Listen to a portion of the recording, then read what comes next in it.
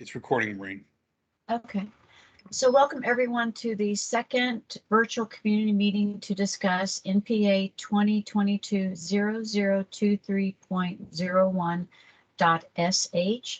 I am Maureen Meredith. I work for the City of Austin Housing and Planning Department, and I am the Plan Amendment Case Manager. If you haven't done so already, if you could please let us know who is here by typing your name in the chat box. If you're associated with an organization, if you could submit that as well. And I will use this as the sign-in sheet. Please mute your microphone if you're joining by phone. And please turn off your video if you're participating online to save bandwidth. This meeting is being recorded and will be publicly posted to the speakupaustin.org/NPA website. If you do not want your image viewed publicly, please turn off your camera. So this property is within the Windsor Park neighborhood planning area. It's part of the University Hills Windsor Park combined planning area. As I said, I am the Plan Amendment Case Manager. Heather Chafin is the Zoning Case Manager, and this is our contact information. This will also be presented again at the end of the presentation, so if you don't capture it now, you'll get a second chance. Excuse me. The agenda tonight will go over basic case information, guidelines for group discussion, how to participate in this process, why is there a plan amendment application, what is a future land use map, also called a FLUM. I will do a brief presentation, Connor Kinney will do a presentation, and then we will open the floor to questions and answers. So the basic case information is we have the property addresses, which is 5107, 5109, 5111, 5113, and 5115 Lancaster Court. It's approximately 0.787 acres. The case number is NPA 2022-0023.01.sh. The SH stands for Smart Housing, which is safe, mixed income, accessible, reasonably priced, and transit oriented. Project name is 5107 through 5115 Lancaster Court. The request is to change the future land use map from multifamily residential and mixed use office to mixed use. There's an associated zoning case, which is C14 2022-0018.sh. The request is to change the zoning on the property from MF3NP and NOMUNP to CSVNP for mixed-use multifamily office development. The property owners and applicants are Lancaster LLC, SEMIZI LLC, Lancaster Office 3 LLC, and Fayez Kazi. The agent is Connor Kinney from Capital A Housing. Guidelines for group discussion. Please feel free to type your questions into the chat at any time during this meeting. Please postpone general comments during the Q&A session. After staff and applicant presentations, if you would like to speak, please raise your hand by clicking on the hand symbol on the menu bar. Telephone participants will be able to speak during the Q&A session of the meeting as well. We will call out the last 4 digits of your phone number when we get to that point. Attendees will be muted upon arrival and through the staff and applicant presentations. Then staff will open the floor to answer questions in the chat or by attendees raising their hands to speak. Similar questions may be grouped and answered together. Please mute your microphone when you're not speaking for the sake of sound quality and clarity of conversation. If you're having connection issues, turn off your video until called upon to ask your questions. As I mentioned earlier, this recorded meeting will be posted to the speakupaustin.org/NPA website. That will be posted early tomorrow morning. You can email or call me or Heather anytime with any questions or comments. If you provide written comments, they'll be added to the staff case reports. You may have already gotten a notice in the mail of the date, time, and location of the Planning Commission and City Council hearings if you live within 500 feet. It is scheduled for the June 28th Planning Commission hearing and the July 28th City Council hearing. So why is there a neighborhood plan amendment? Neighborhood plans are adopted by City Council as amendments to the Imagine Austin Comprehensive Plan. The city charter requires zoning changes to be consistent with the comprehensive plan. Most neighborhood plan amendments are amendments to the plan's future land use map, and most NPAs have an associated zoning application. This map shows the areas in blue that have city council approved neighborhood plans. The neighborhood plans have a document that has the text, that has the goals and recommendations of the planning area, and most of which also have a future land use map. This map shows in colors broad land uses. For example, orange is multifamily, reddish brown is the mixed use office, and brown is mixed use. So you can see on this property, the existing future land use is orange, which is multifamily, and that maroonish reddish brown is the mixed use office. And the request is to change to mixed use, which is the brown color. This chart shows how the zoning districts relate to these broad land uses.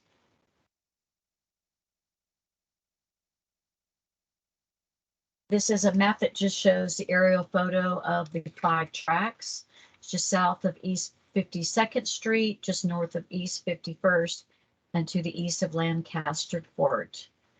This is a screen grab from Google Maps. It shows some of the surrounding land uses.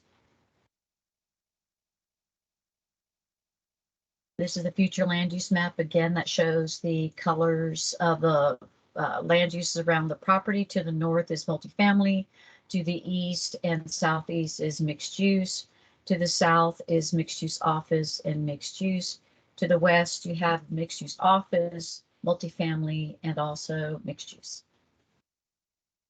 This is the surrounding zoning. You see some MF2 to the north, MF2 to the east, GRMU to the south, and then the pink is office. This is the growth concept map from the Imagine Austin Comprehensive Plan. This map is a zoomed in that shows the property in relation to the Highland Mall Station, which is a regional center. It is north of the Mueller Station Town Center, and it is just north of East 51st Street, which is designated as an activity corridor. And you can see to the west, Cameron Road is also an activity corridor. This map shows public transportation in proximity to the property. That ends my presentation. I will stop sharing, and Connor can start his presentation.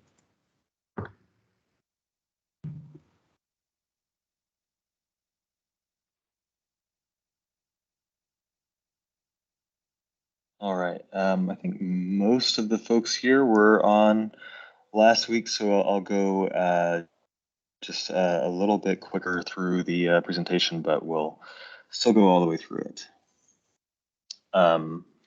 So this is just reviewing some of the information, and again, for transparency, showing how we changed some of the earlier requests to be just the 5107 and 9, and then 11, 13, and 15.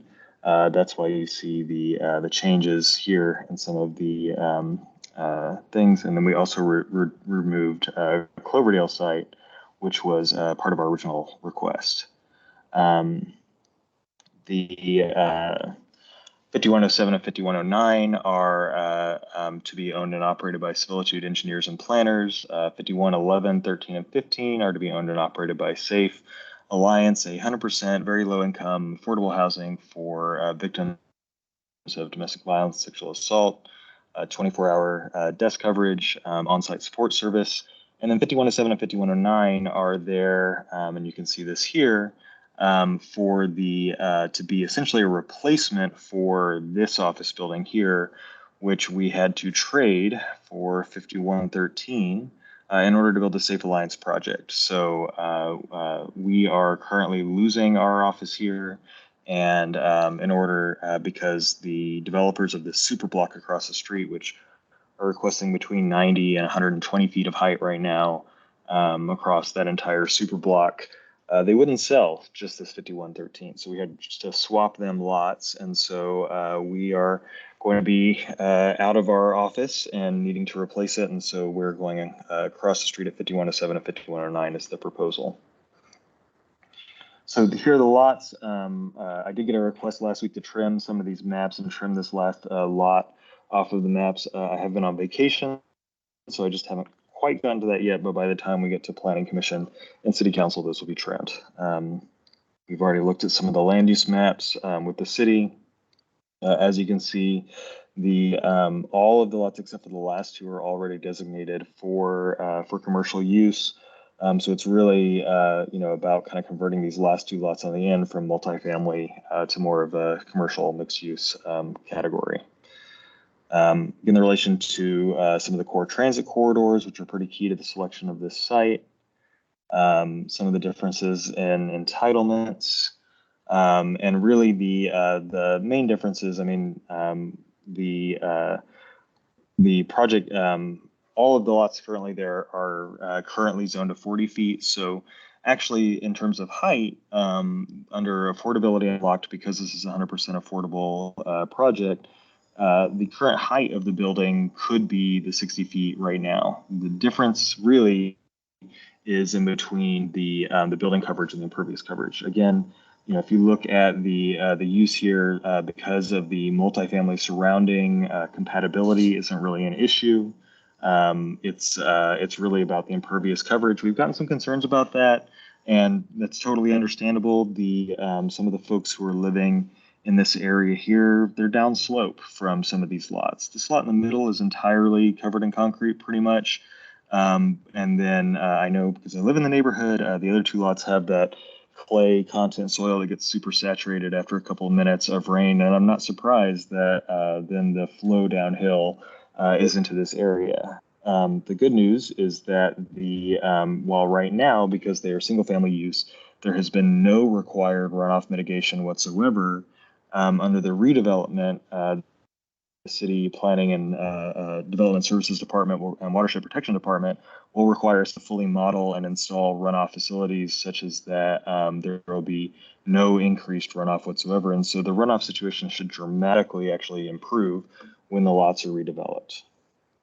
And so we've already talked about the land use categories and the zoning in Maureen's presentation. So I'll stop the abbreviated presentation there. I'm available for questions, but I also want to note that in response to some of the more specific questions about the use of the property, I've brought along Julia Spann from Safe Alliance, who's here to answer more questions about the operations of the property now that once the project is built.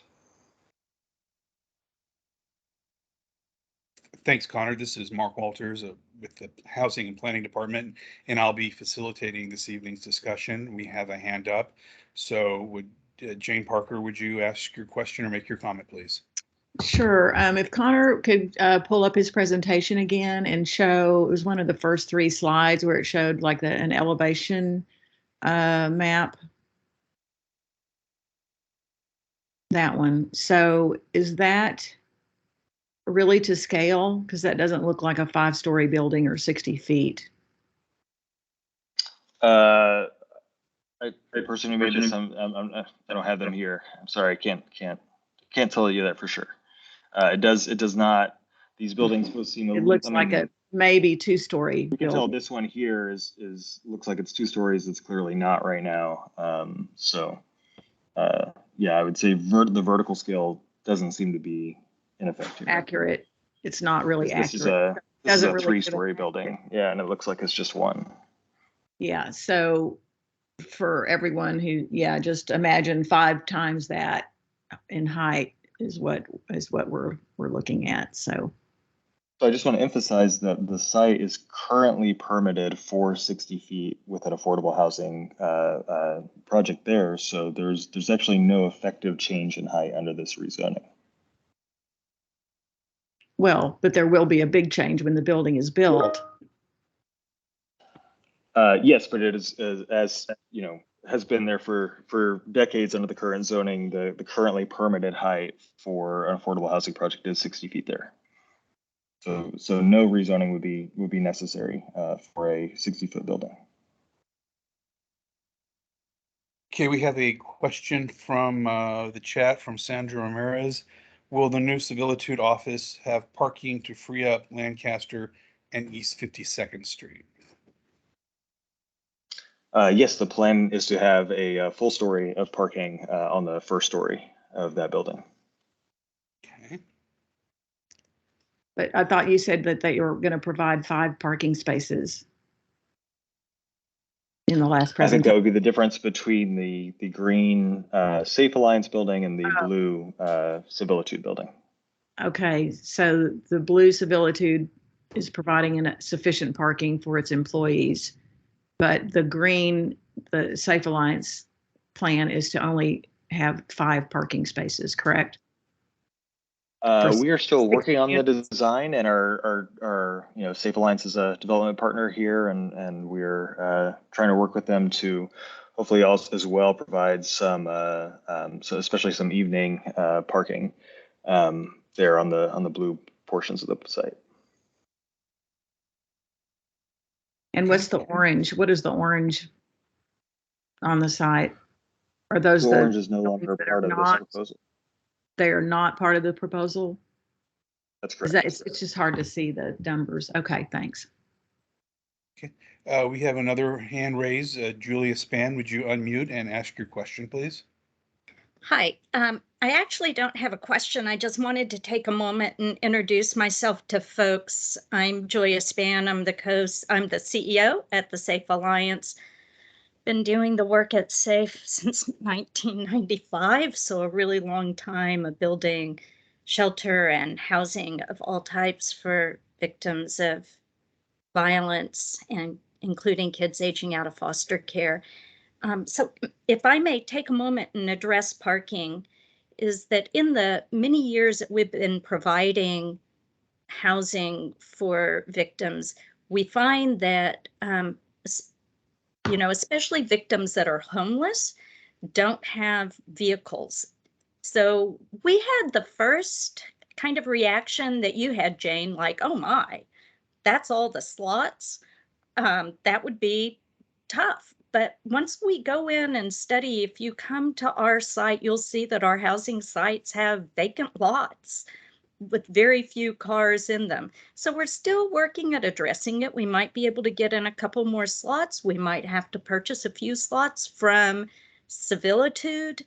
But I can tell you that it is our current experience is that most of our clients who come for residential services such as these don't have vehicles, which was why transit was so critically important as one of the site issues for us.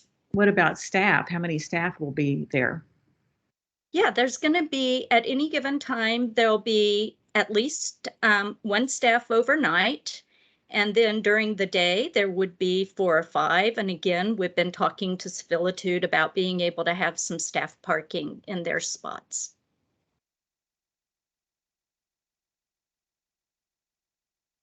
Okay. I do think there, I would imagine there will be some overflow onto the street. I would expect that.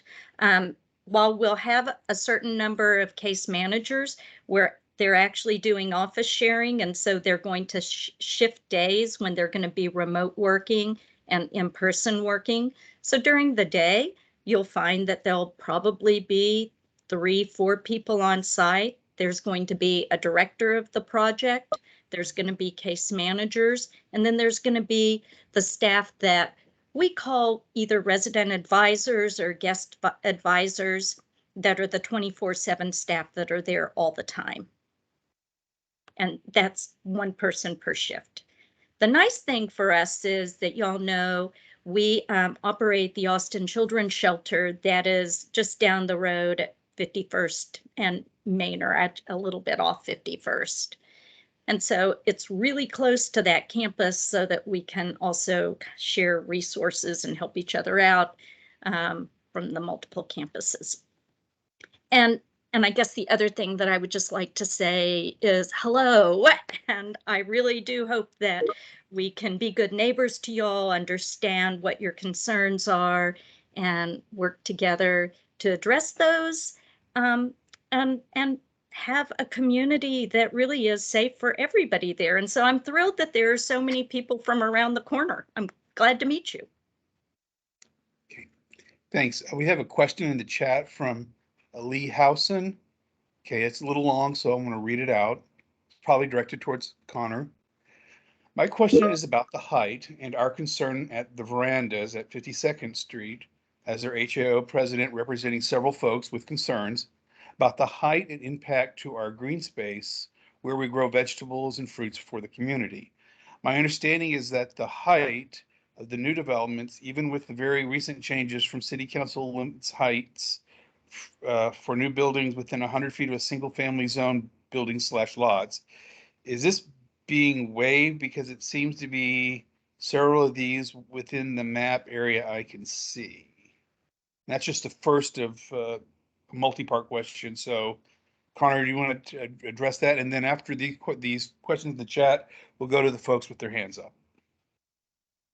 Sure. So there are some single-family homes. Well, actually, they're duplexes a little bit further west on 52nd. And there is one house that's being utilized as live-work on Lancaster, which is, it's unclear if that qualifies for compatibility. And then another house for single-family on Lancaster. For several years now, housing that has been at least 50% affordable has been exempted from compatibility requirements. So the current 40 foot of zoning or 40 foot of height, which was allowed, both is not subject to compatibility, and then the affordability unlocked bonus gives you a 50% bonus height. So even under current zoning, the height of the project would allow it to be 60 feet, and then not subject to compatibility. City Council has never had compatibility triggered by multifamily buildings, such as the ones next door. So those don't trigger either a setback or a height reduction under compatibility. Okay, and second part of the question, also curious about green space and considerations about the heat island effect after all the trees will be taken down. Well, they've already been taken down. I mean, you know. Okay. Anyway, sorry, I don't know who the question was for, but Yeah, well, it was probably directed to clarify towards that. the applicant or their agent. Mm-hmm. Okay. Well, now we'll go Yeah, I mean, to, go ahead. I mean, we do try to put street trees on all of our developments, and so we are working on a landscaping plan to put those in, and are hopeful on that respect. But typically with a heat island effect, the greatest generator is asphalt, and you won't be seeing any increased asphalt or cement really on the site. And in fact, actually, there will probably be a net reduction because 5113 is like 80% concrete at this point. Next question is from persons with their hands raised. First person would be Jamie Nielsen. Would you unmute and ask your question or make your comment, please? Yes, thank you. I have a couple questions. One's for Mr. Kenny. The first one, how many parking spaces is Civilitude going to place on their proposed office site at 5107 and 5109? Probably more than we have now. I mean, I park most days on the street, and because there's just always a parking spot open there, I'll admit that. But the parking for the Civilitude building will be as required under city code. And again, how many spaces will that be? I don't know at this point. If I had to guess based on the layout of the site and based on like a double loaded parking corridor, the depth of the site, I'd say somewhere around 20 to 30. Are you planning on having a parking garage there or a floor dedicated to parking? It'll be what's called a parking deck. So if you think about like Medical Arts Parkway, you might see some like office buildings there where the first story is parking and then the office is above that. And this next one would be for Ms. Span. What do you see as the mix of residents? You mentioned there'll be the homeless folks, and there'll be some folks, I suppose, the single parents with children, the folks who are not homeless. What is the mix of tenants do you see in that building? Yeah, thanks for asking that question. So all of the tenants are going to be victims of domestic violence. That is the first criteria for receiving services at the Safe Alliance, is that you've had some form of violence in your life.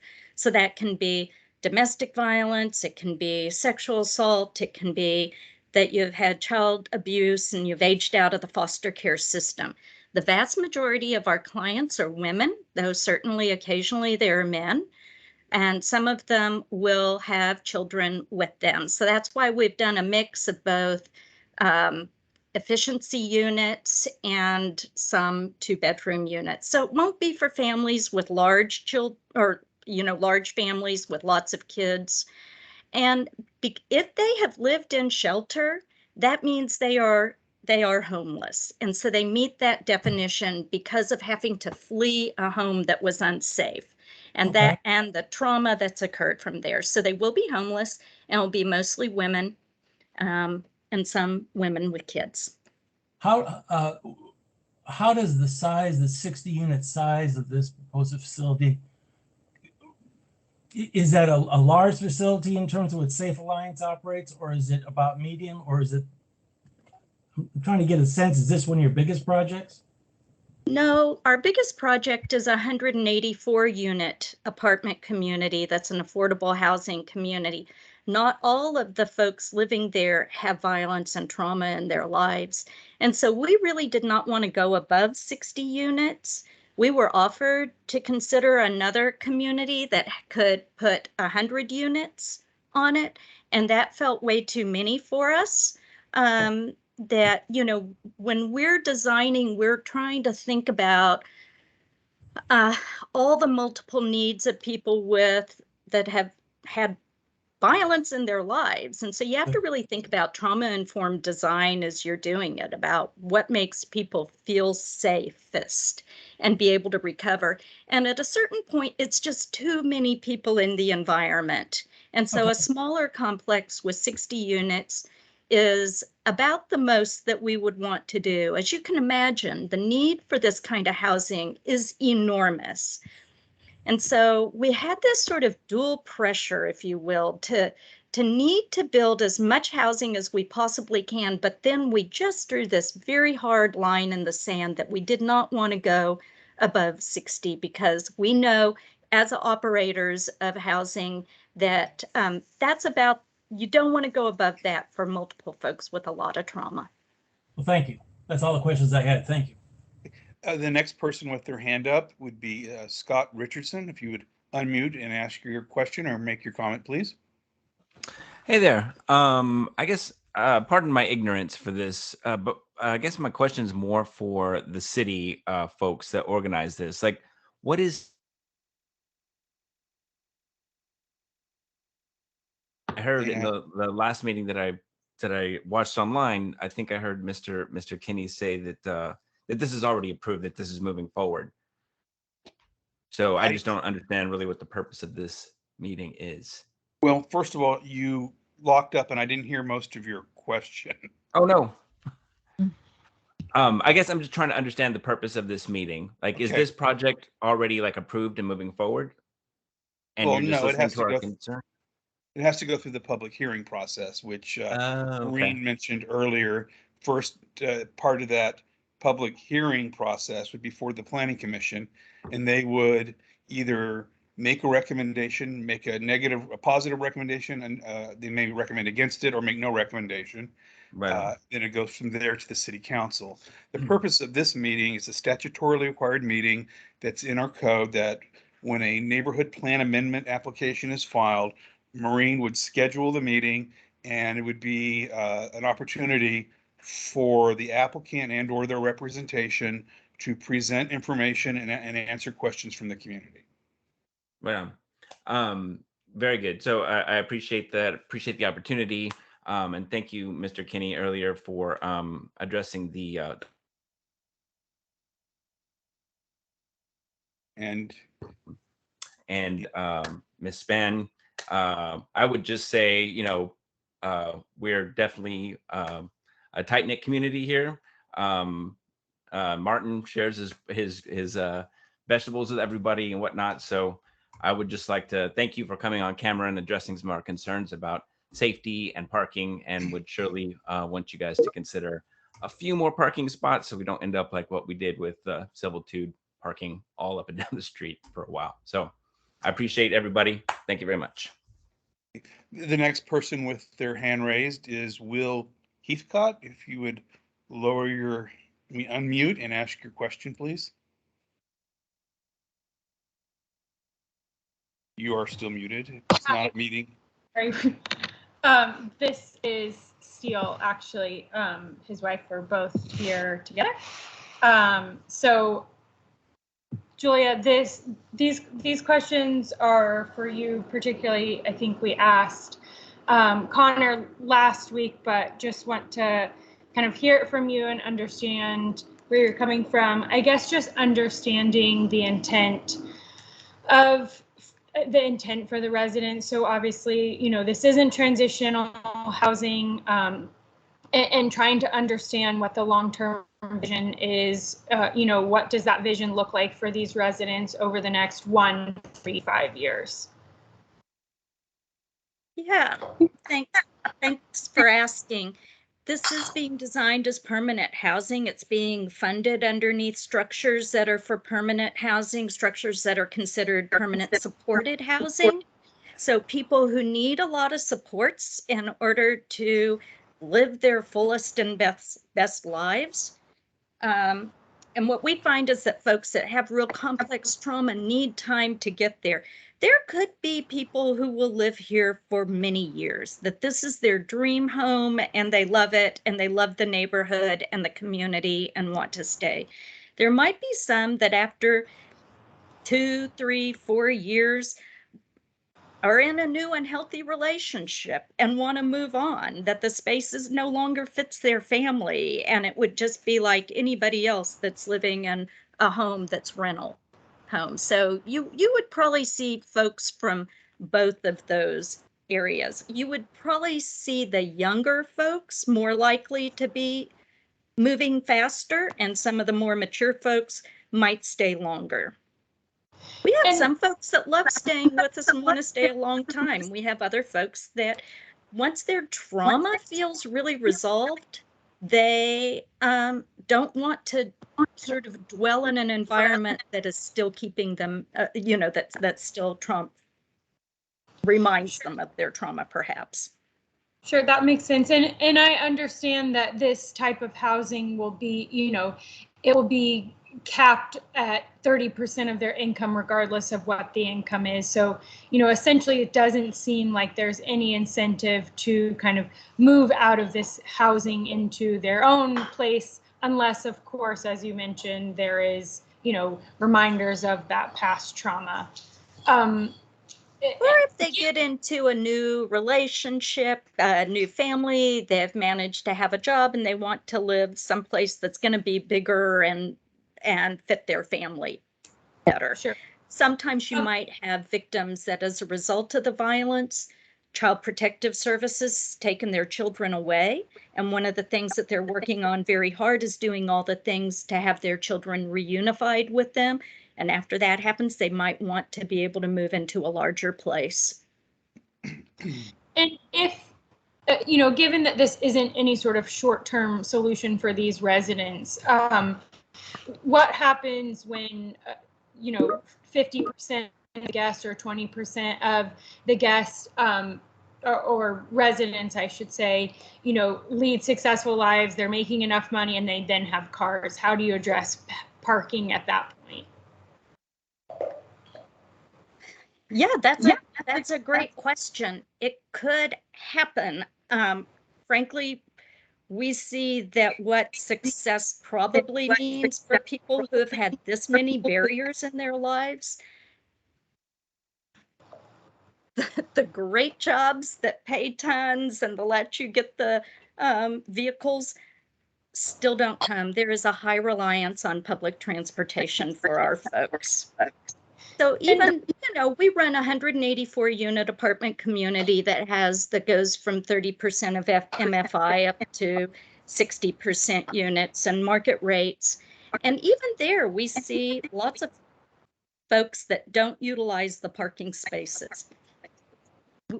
Every client is different, and I can't predict exactly that that's how it's going to be, but I hear your concerns about parking.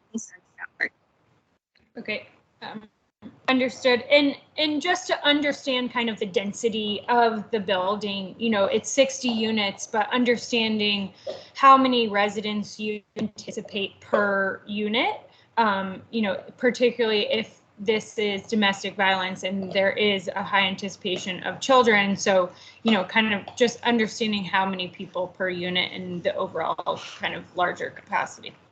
So I think you're going to get a lot of people who, you're going to have a lot of people that are going to be living in the efficiency units. There are a good number of efficiency units in it. And y'all, gosh, I should have had that piece of paper in front of me giving the unit mix.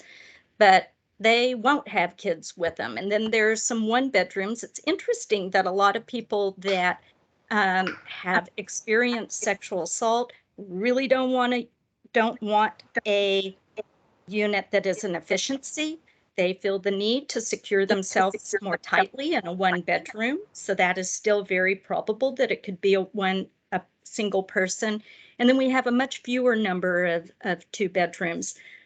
So, it is dense. It is absolutely dense. And I go back and forth between having to explain this need to, we have so many people who desperately need housing in order to be safe. It is a crisis in our community, and housing, in my mind, is violence prevention. So we go back and forth between this, we want to house as many as we can, and we also need to really have it meet their needs. And I can come back, Mark, if I need to. I do have a few more questions, but I'm happy to pause and give room for other guests or other members. Because the chat is kind of stacking up in questions. Okay. So yeah, I'll raise my hand again.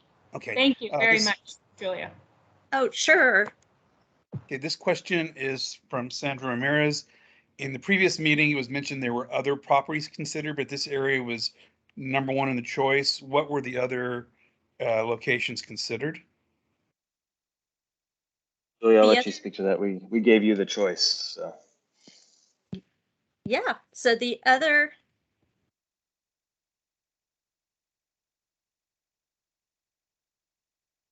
Julia, you're muted if you're still speaking.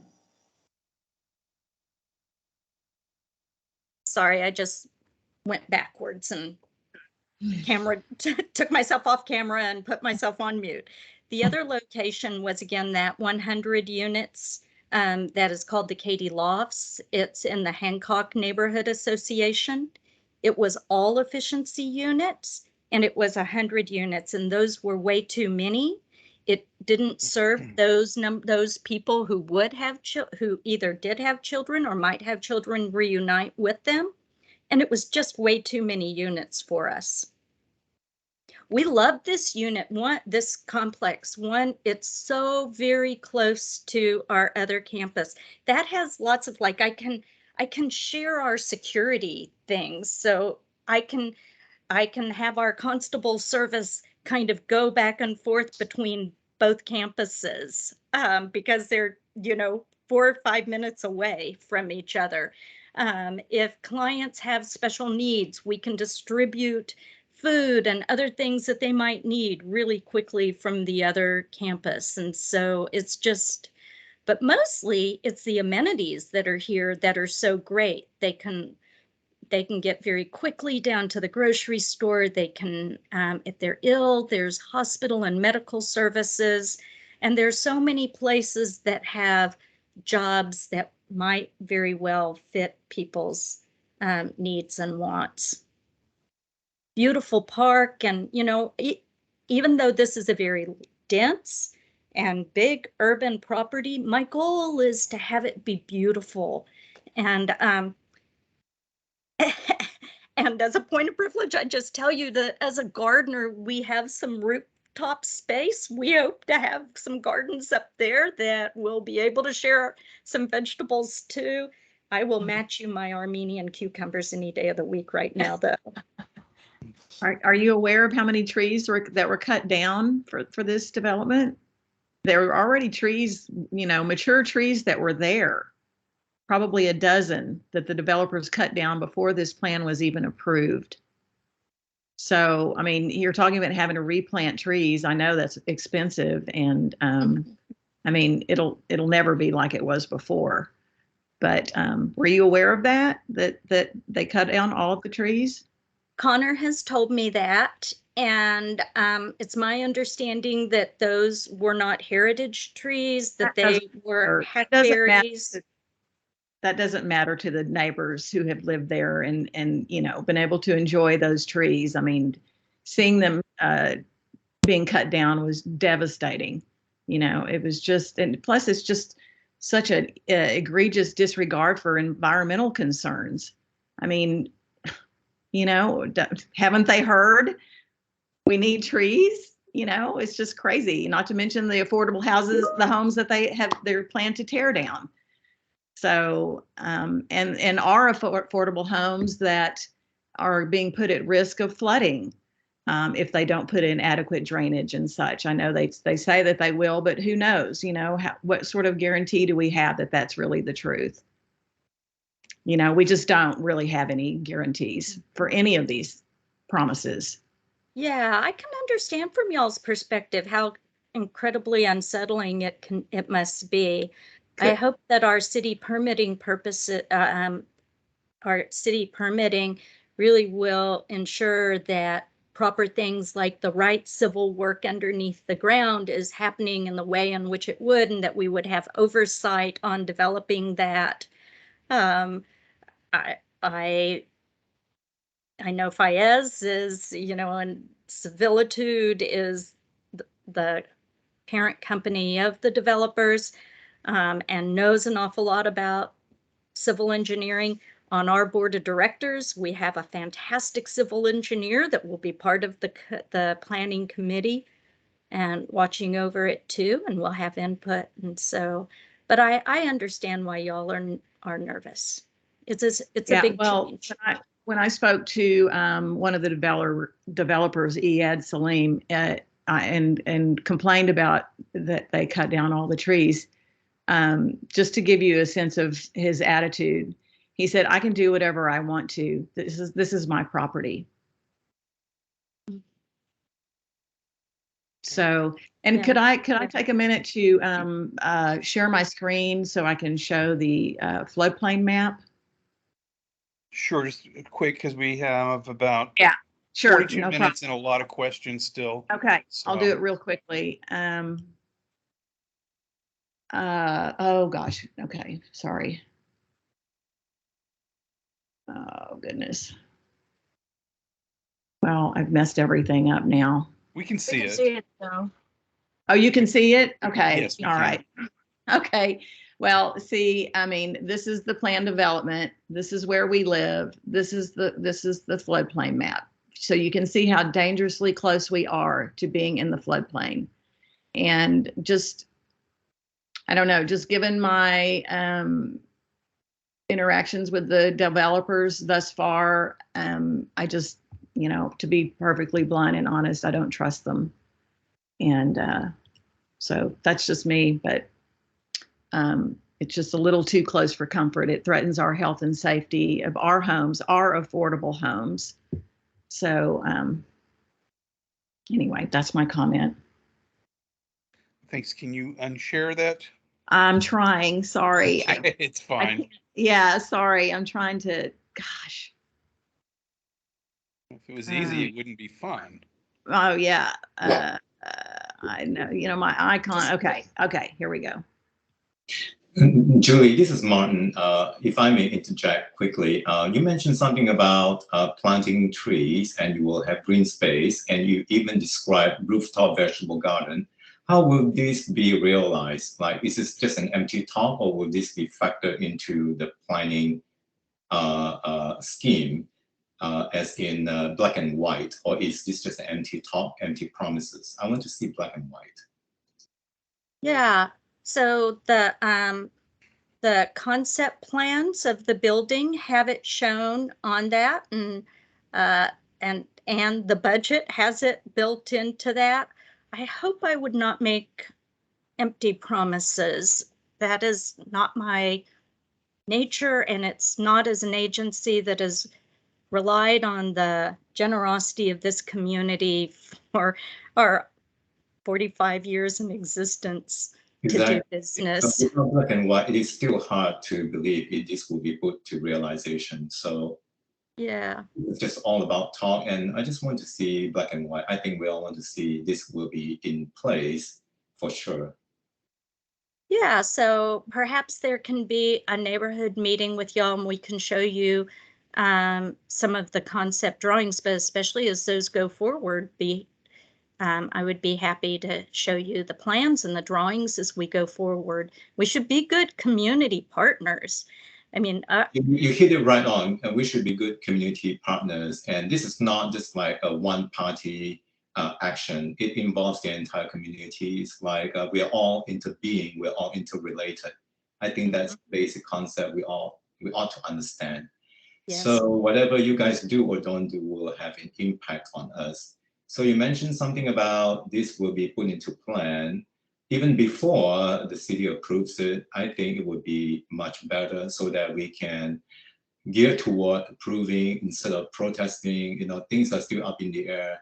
So at least before the city council hearing, I think it will give us much more assurance rather than empty promises after it is promised that if it is approved by the city council, there will not be any more action or further changes to the plan. And I'm not sure if you will continue to involve us as a community partner. So there's just way too many uncertain circumstances. And we are, even though this is a public recording and this will be used by the legal party, but you know, promises are promises. So what kind of assurance can you give us? And I'm not even mentioning the safety concerns yet. So I'm talking only about green spaces. Mm-hmm. Thank you. Yeah, so the drawings that we have right now are concept drawings, and I do imagine that they will change somewhat. That's my experience of having built other buildings over the years, is that they do get modified from the time, but the intent of them and what we're trying to accomplish should stay the same. And so I think the preliminary drawings probably tell a story, and the architecture firm that we have hired, I think, are really fantastic. And if there is a time where we should have a neighborhood meeting to share those, I'm fine with doing that. And there's a possibility that if we have enough green spaces, it may reduce the flooding, potential flooding issue. So the green space is so critical to entire flood prevention. So I do hope that this is going to be a serious consideration. Yeah, and I want to tell you, this is a dense space. It is taking up the vast majority of those 3 lots. And so I don't want to try to mislead you that there's going to be big park areas and all, but there is going to be some green space, and there is going to be this rooftop garden space. And again, would be happy to spend time with y'all. I think we all have this to spend time with you all, and thank you for this consideration, and that's very kind of you. And I have not talked about the safety concerns yet, but I'm going to leave it to other people to ask questions. Thank you. Thanks. Well, speaking of safety, the next question in the chat, Not to be a naysayer as a fan of SAFE as an organization. This is from Lee Housen. But I wanted to make sure that SAFE is aware of the violent crime along our street and on our condo parking lot twice, a murder a while back and once very recently against 2 women in our condos by a stranger. And what will be the plan for security will be for them to keep them safe? Will your security plan extend off-site or to the streets directly outside? Yeah, so we will be having outdoor security. We will be having cameras. You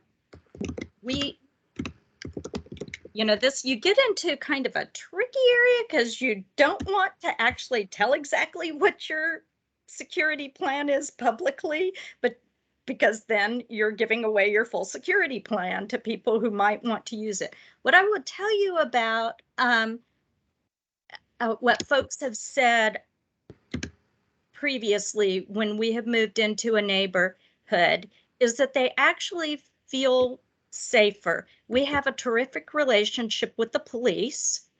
The emergency vehicles you are probably most likely to see the majority of the time are going to be EMS. People with severe trauma have medical issues that have been really compounded by the trauma.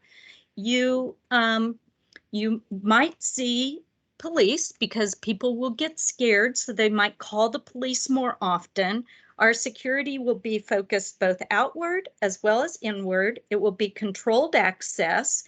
And we run an alert system. So if there is somebody in the neighborhood that is dangerous and we know about it, we will notify residents so that they too can be part of the eyes and the ears. So we might work together to create something like that.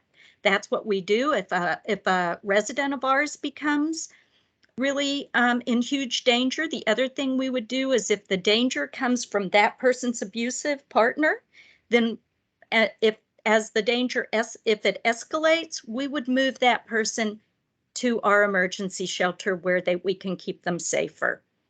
So, but we have, I always sort of have to brag that on our campus where we run shelter, it was designed by the Secret Service at the time when Lucy Bangs Johnson was on our foundation board and got the Secret Service out. We thought we were very special as a result of that, but it was super informative at looking at security from multiple layers, but also the manner in which people behave. And I think that you will find that your community will be safer actually from having us in there. And we will never stop every single one of the crimes that happen, unfortunately. But I do think folks working together to create a lot of eyes and ears out, looking outward, is a good thing. The next question is from Sophie, and I think you, Julie, when you mentioned that the security will be extended outside Safe Alliance, what do you mean outside? How far the perimeter? Would it include the verandas on the 52nd, our condo, or would it be limited? Would it be some sort of constable patrolling, or so? What do you mean by security extending outside? Probably cameras that look onto the streets on either both Lancaster and 52nd Street from the building to see if people are coming around our building, but that would also be there. And then we have put some money in for constable services. They've been great partners with us over the years to have patrolled, especially at times when we think that it's most needed. Thank you. So on Lancaster Court and also 52nd Street, there will be some video surveillance. Is that what I hear, Julie? I believe that's what we're planning. We don't have the entire security plan put together. Again, we have concept drawings and that's it, and our intent. Mm-hmm. So there's still so much work to be done, y'all. Yes, thank you. Okay, I think you addressed this already, Julia, but Sophie has a question in the chat. It was their understanding that each resident has a time limit for a unit so they can get back on their feet and move out. But I think you said they stay there as long as they need to stay there or want to stay there. My concern is how you expect people to get on their feet without a car. Well, how will people be able to get jobs and get on their feet without cars? I imagine Yeah, you said they would take transit. they'll use public transit. Okay. This is from Martin. Will there be outside visitors for your residents? This is related to concerns about limited parking spaces and or safety. Yes, these are people's homes and they have leases. And this is not a shelter where we really have to over control access. But for security reasons, we do have we do have people have to be on an approved guest list. Okay. This is from Martin. I want to read this. There have been several incidences with safety/crime in our area. Adding this shelter could further increase resident safety risks. For example, it is unclear whether a housing-focused shelter, and you mentioned this is not a shelter, but an apartment complex in essence, would morph into an intake facility versus referral-based, like downtown Austin Resource Center for the homeless at 500 East 7th, in which case the initially planned shelter would lead to more people living on the neighborhood streets and thus threaten our safety. And I think you said that this is basically an apartment complex where people live. This is an apartment community where people live and they have leases, and it is absolutely not a shelter. It is not a day resource center like the Arch downtown, where people are coming in for services on a daily basis and dropping in, or even coming in for other services. This is strictly for the residents who have leases who live there. And as you said, Julie, this is an apartment complex and it will remain the case for many years. There's no promise that it will be changed into some other kind of facility. Oh gosh, we need housing so terribly. I can't imagine that anything else would eclipse that. Again, housing is violence prevention. Housing is wellness. Housing is health. Housing is about thriving. And we feel like for people to fully recover after trauma, this is a key part of that recovery. Yes, I understand the importance of housing. I just want to make sure that these apartment complex will not morph into something like a referral-based shelter or just like the one in downtown Austin.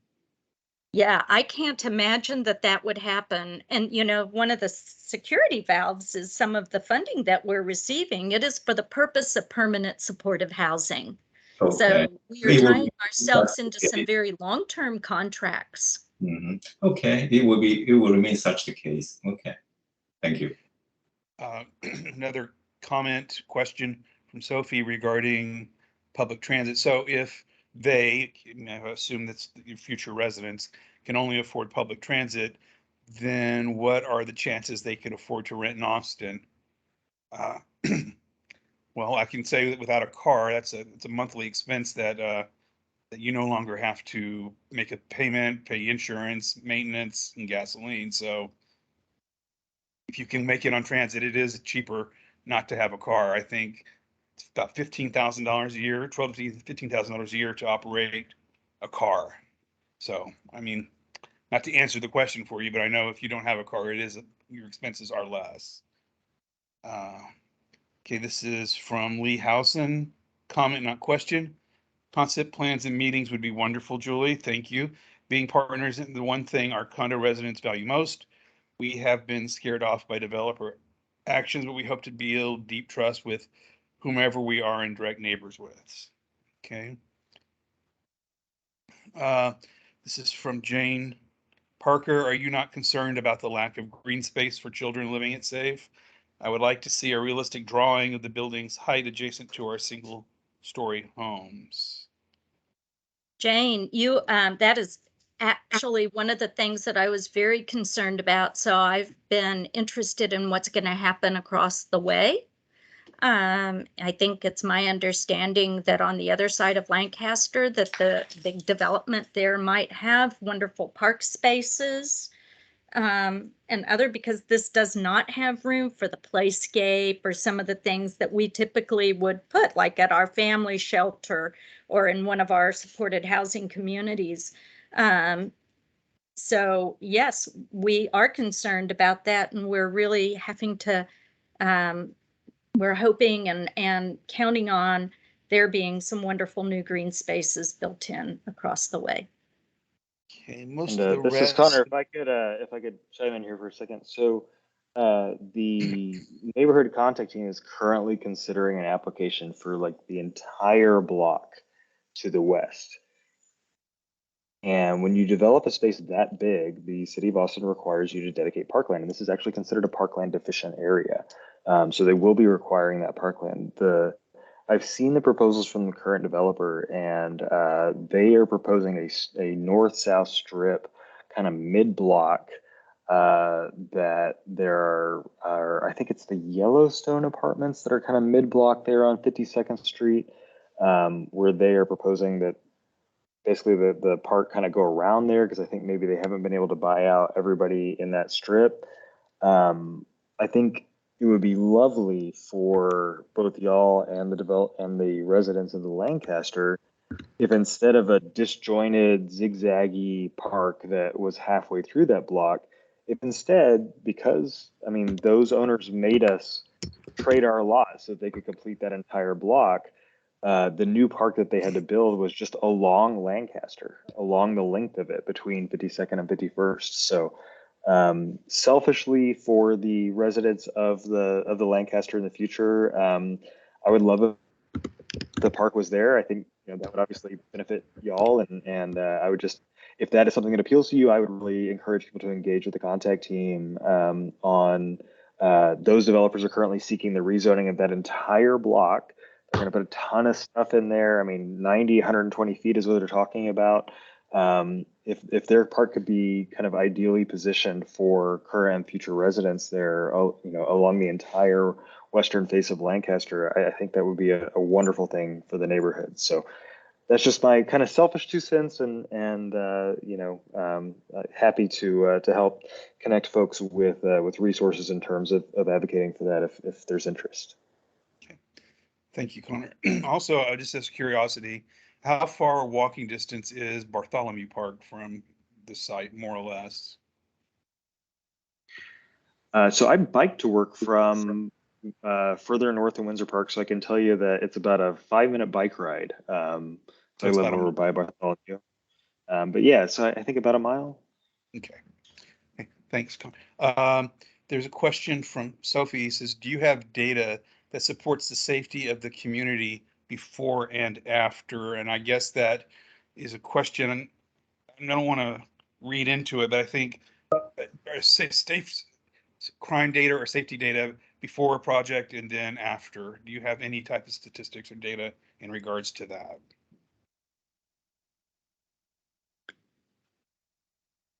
That could probably be pulled, but what I can tell you, I want to not commit to doing that because I don't know where it is, but we have very few incidences on our campuses.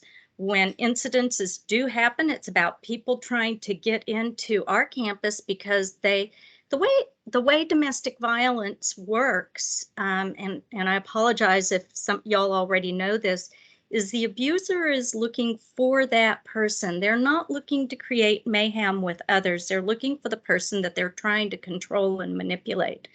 We've done a lot of safety planning with a client before they move into permanent housing. They've got protective orders in place, and perhaps the abuser is no longer in the picture at all. So by the time people get to a permanent housing position, they're in pretty good shape. So, we run a lot of housing, and a number of incidences that we have are really, really minimal. We run big shelters, and truthfully, for years, the only person who ever made it through our perimeter and our personnel was a car repo guy. He managed to hurl himself over the fence. But it really is. I think it's because of the clarity of who we are, the increased law enforcement and patrols of a constable's office. We put signs up about the security that people are being recorded. I think those things just help. And so I can tell you that on our campuses, we have very, very few incidences. It's not that there's not any, but it is really low. There's a question from Jane Parker. Connor, could we see a realistic drawing of the building's height adjacent to their single family homes, maybe at the next meeting, just to give us a better idea of how this would really look? And then 2 comments regarding community. That was from Julia. And then the last one is, there's also a nice green space and park within walking distance by Dale's children. Okay, with that, I'm going to go back to person who's been waiting quite patiently with their hand up. For Will Heathcott, if you would. Hi, it's Steele again. Okay, the not Will Heathcott. The not will work together, but I have a question for Connor. We chatted about the current zoning of these lots, and with the current zoning, it allows that 60 feet height, and once over 50% of over 50% of the units are affordable, then it's exempt from the compatibility requirement. So I'm just trying to understand why there is a rezoning request at all. It's because the current lot coverage is at about, I think, 70%, and that would cause us to lose probably a good 30% of the units on the project. So it's pretty analogous to the zoning across the street that folks are seeking, and it's just so that we can achieve the 60 units on that lot over 5 stories rather than going to a taller height to achieve the same number of units. I mean, it's been interesting to work with a number of nonprofits who work in supportive housing, in that kind of 48 to 60 units is kind of a sweet spot for a kind of self-contained community that is well supported efficiently by staff, but also isn't so large that it becomes less manageable. But sorry, do the setbacks requirement are those not included in the compatibility requirements that are no longer applicable once it's safe housing? So compatibility requirements are only triggered by single family zoning or single family use. I'm not sure if there's any single family zoning around. There's a couple of single family uses close by. And those are, you are exempted from those under the Affordability Unlocked ordinance. I see.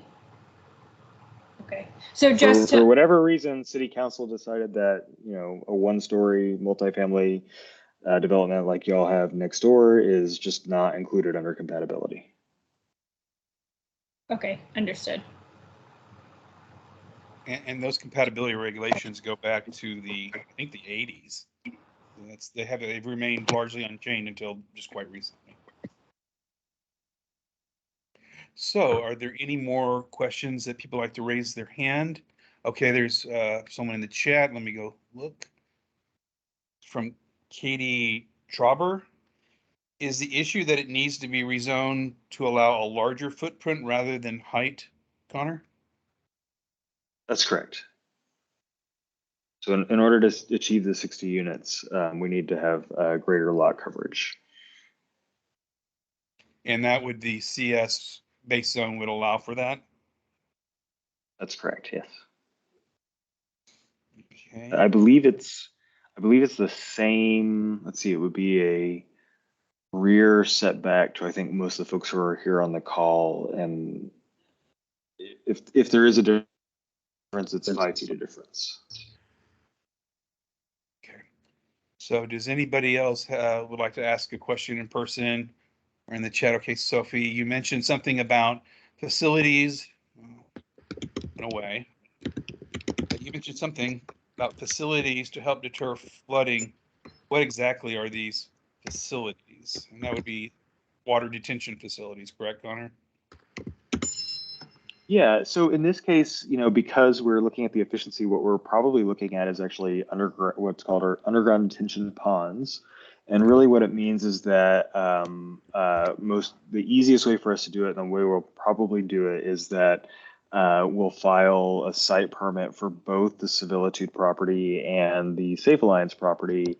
And under the parking spaces, under the Civilitude parking spaces there, you have essentially what goes down to 18 or 20 feet of different sizes of gravel that go down, so that when there is rain, it's able to flow down there and is actually able to be stored down there as it slowly infiltrates. The clay soil that we have it saturates very quickly, so the infiltration can be very slow.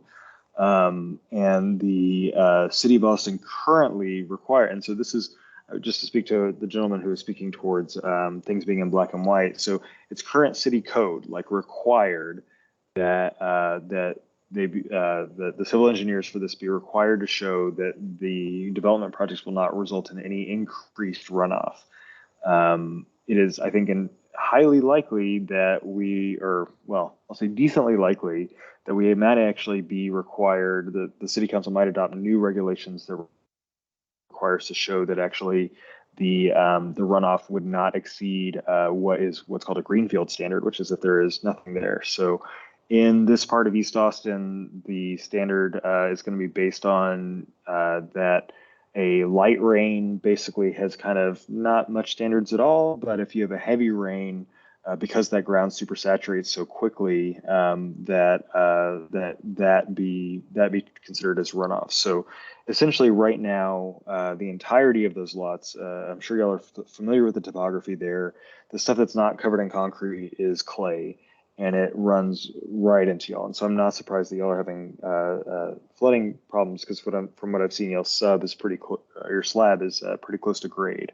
So instead, what we'll be required to have is basically to run a curb along the property line and to take all of that runoff that comes there and instead channel it down into these underground detention ponds. And that's required by city code.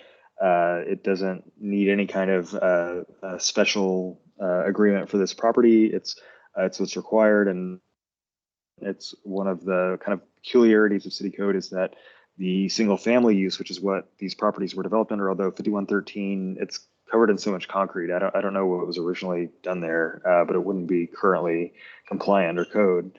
Those aren't required to have any kind of detention, or stormwater detention, and any kind of commercial or multifamily development is required to have those. So for that reason, that's why I say that required under city code is that the runoff situation should improve markedly.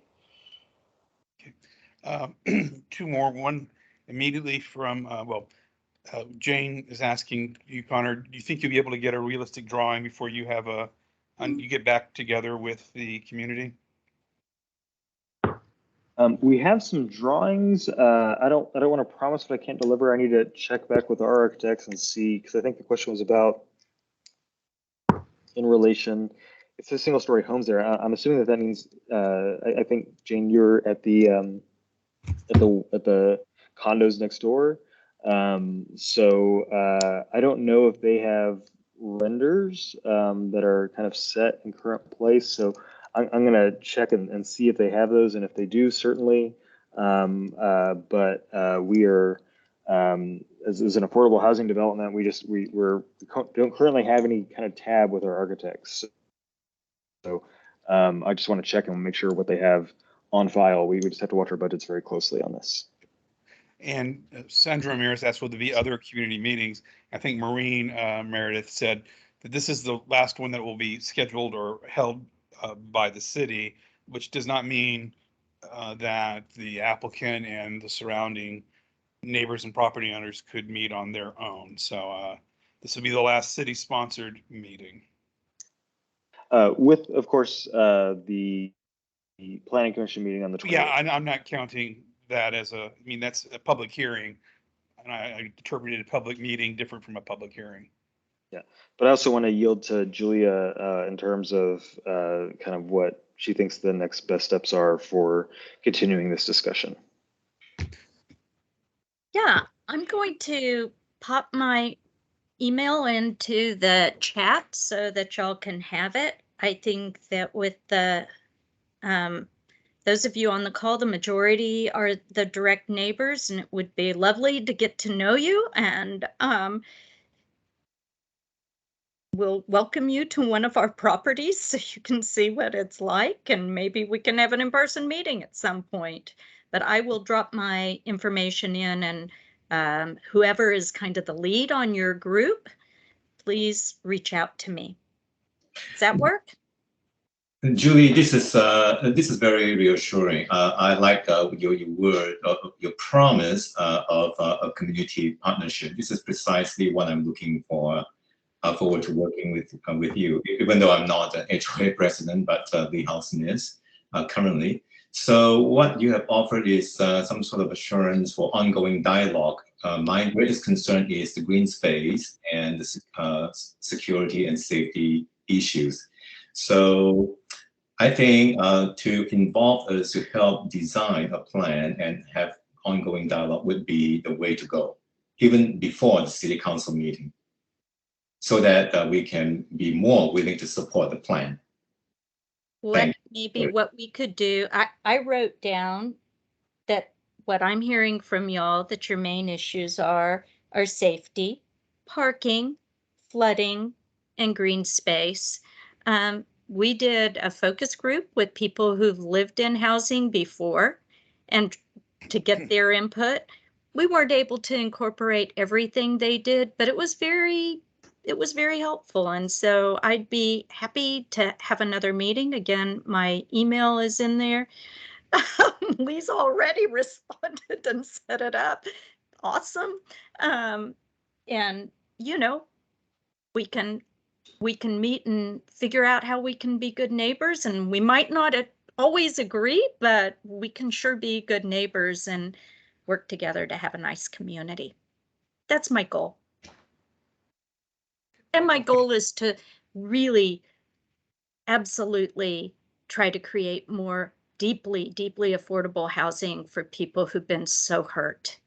And y'all, they're your moms and your daughters and your kids. We all have these folks in our lives. We just don't always know it, our friends. And so I hope that we will be welcomed into the community when I hire up and have a director of the program. I will be asking them to be part of the neighborhood association, and maybe we can have a picnic. Thanks, Julia. We're running up to the bottom of the hour with the meeting scheduled to end at 7:30. So, Maureen, you want to kind of go over next steps and what everyone could expect moving forward? Yes, so as I mentioned earlier, the cases are scheduled for the June 28th Planning Commission hearing, the July 28th City Council hearing. And let's see, I've already received some comments to add to the staff case report. And that's it, unless anybody has any questions. Any process questions about next steps, Maureen might be able to answer. If either raise your hand or throw it into the chat. And if everyone's had an opportunity to ask their question or make a comment, with that, I think we can end tonight's meeting a few minutes early, give you back 7 minutes of your evening. So on behalf of the City of Austin, I thank everybody who attended and came out today and asked your questions. And like Maureen said, if you have questions of either her or Heather, you have their contact information right there on the screen. And with that, I'd like to wish you all a good evening. Thanks for coming out tonight. Or turning on your computers and coming out, I guess. Okay, with that, I'm going to stop the recording. Thank you all. I look forward to hearing from you and to be neighbors. Take care. Bye. Bye. Can you stay on a few minutes, Mark? Yeah.